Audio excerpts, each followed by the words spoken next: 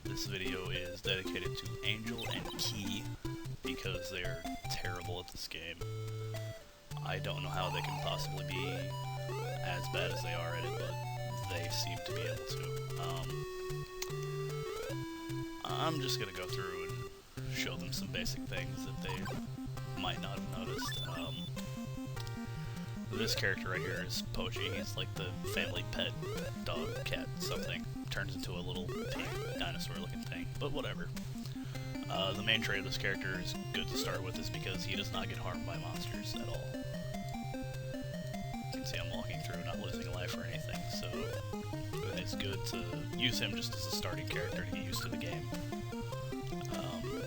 He's got some pretty average stats as far as saying is monsters tend to drop things that you need. So the game's actually forgiving in that aspect. Like, right now I have a lot of life, a lot of magic. The top left box is a life meter, the one next to that is magic, then keys, gold, and items. I mean, they're labeled like that, so you should know what that is.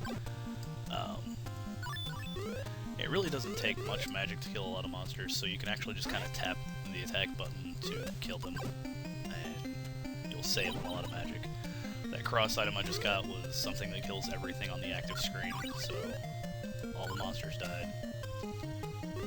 And they left behind items, but yeah. So I'm just going to show a couple things you guys almost found, but not quite.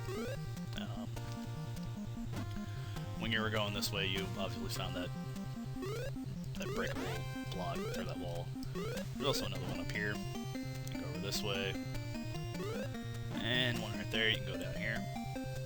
Now, a good way to find out if a wall or a ceiling or anything is breakable, you see those monsters just walking through this solid area that I'm standing on. That means these blocks are very likely to be breakable. Hides a very good item, the glove. So, okay, that red potion I just collected does not increase life at all. In fact, it takes life away. So, that's kind of a dick move the game does to throw at you. Another thing you need to do is to learn how to use monsters as stepping stones. I see you were kind of doing that in the video towards the end. It's easy to do with Pochi because he doesn't get hurt by them, so you don't have to do it quickly, but with other characters you're going to want to do it as fast as possible so you're not losing a bunch of life.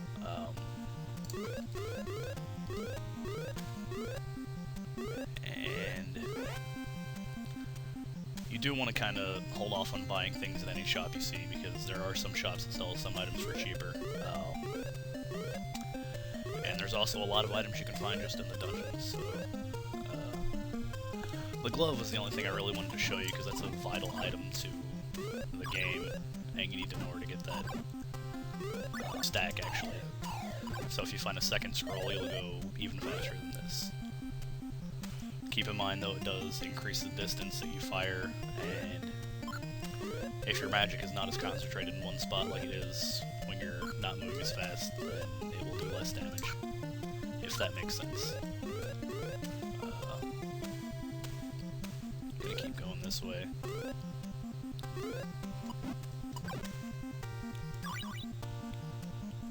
Yeah, like I said, monsters will drop kind of what you need as opposed to just randomly. Like, after your magic gets down to really low, you'll notice a lot of magic potions start dropping. If you don't really need anything, it'll kind of go back and forth between gold. Had it right, you went down this way for Pochi. This is his area. Another forgiving thing of the game, you might want to notice, that kind of looks like almost like a face. I mean, it's kind of got eyes, and it's kind of head-shaped, kind of skull-shaped. And as you're looking down, there's all these ladders, and hey, it's looking at this ladder.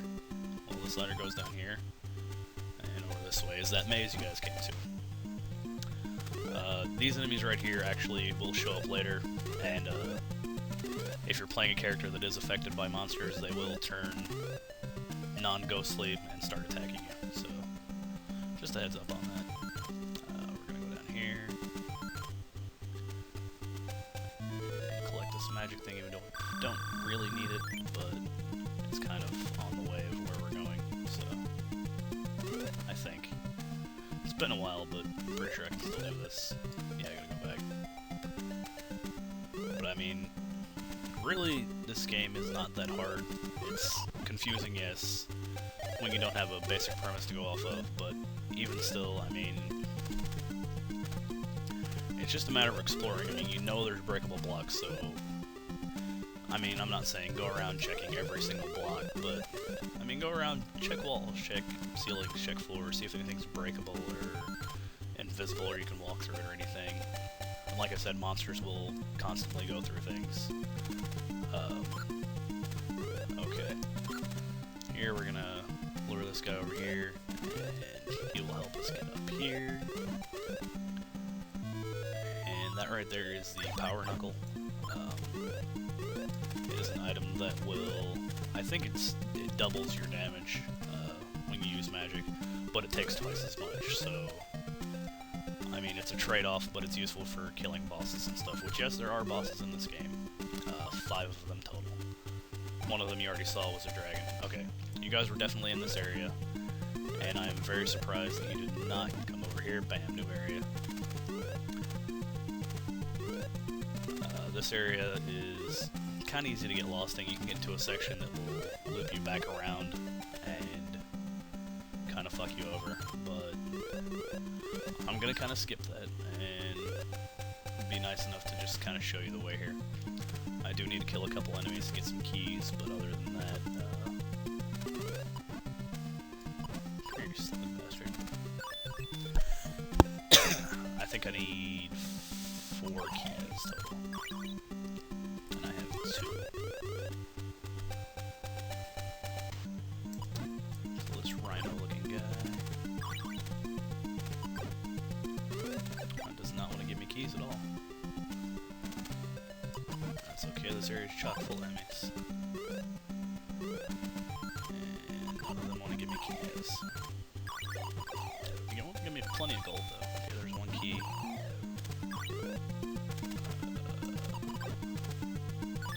Okay, 4 keys, alright. I will say one thing, the jumping and platforming in this game can be kind of sketchy sometimes, like right here. Sometimes it's really hard to make that jump. Get out of my way. Alright. Right here is a bag with a bunch of gold in it, which is good. And we just gotta follow this around. There's actually... let's see what we got here. Pochi's area is more of a maze than a bunch of puzzles, but it's not really that hard of a maze. Run around some more, and these 2 blocks are breakable. And we go over here, and you guys kind of got to this area too. Not entirely though. I mean, you were here, but not really here. I'm gonna go to the end and replenish my life and magic. Show you one thing about the inventory screen is, if it's blue, I think you guys kind of figured out that the character can't use it. If it's white, they can. I don't have any usable items for Pochi right now, but we'll get to using items here in a minute. Okay, so things to go to is that there's a lot of treasure boxes, but they're all fake. They're all mimics, so you kind of want to ignore that. That does kind of lead up towards that other area that you got to earlier in your video. You kind of want to jump over here, and go up here. Oh, that's another mimic, so you go back down, blah blah blah, over here, and bam, there's your first crown of the game. Crowns, there are a total of 4, and each one when you collect it, it will take you to a boss screen. Pochi, while invincible to regular monsters, is not invulnerable when fighting bosses. As you can see, I'm taking damage. But the first boss is a total pansy, and will die very quickly. Upon beating a boss, you are transported back to the beginning of the dungeon. And you may make another character selection if you so wish. Which would be wise, since Pochi cannot do really any of the other areas, and then show you some fun with that. And you'll notice your keys and gold and everything transfer to the next characters. Just some can use certain items, some can't. Alright, on to the glove. Glove's an interesting piece of equipment. It is what you can use to move these blocks, which can kill enemies if you run over them with it, so it's kind of a fun thing to do.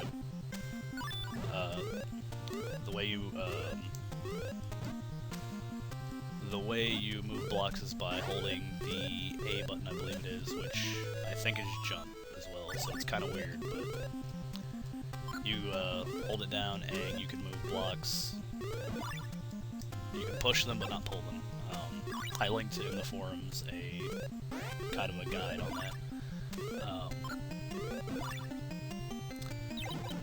A small trick you can do with blocks, aside from solving puzzles and making room for yourself, is you can ride blocks. And what I mean by riding blocks is you can, like, ride on top of it. Like so. It requires you to have 2 spaces above you to jump, so basically 2 characters high. And all you do is you jump, and you hold down the A button while you're landing, and in the direction you're wanting to go in. So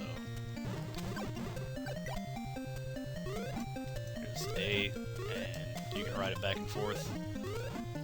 And if you're standing next to a block and you want to move it up, just hold the A button and walk into it. Or, sorry. Be underneath it, you can move it up. You can also move it diagonally if you hold up in the direction you want to go left or right. I'll kind of show you part of Zem's area. I got a few minutes on a video I can spare for that. And now that I can be hurt by enemies also, you can kind of see a few other things about the game that are interesting. We're actually just gonna run this guy over.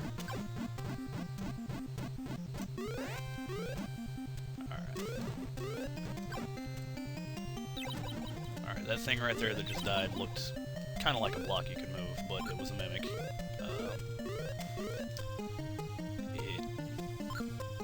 It does a lot of damage as opposed to the other enemies, and it's, I don't know, kind of an inconvenient enemy. Alright, let's go up here, go down, and reset the blocks. That's kind of the point for a lot of these, like, leading to nowhere areas, is to reset puzzles, respawn monsters, because you will need to do that at some point in the game. But I'm not sure if you guys are going to actually still be LPing this, or attempting to. I just say give it a chance after you kind of learn how to play it, and kind of learn what you're supposed to be doing, and it can be pretty fun, so.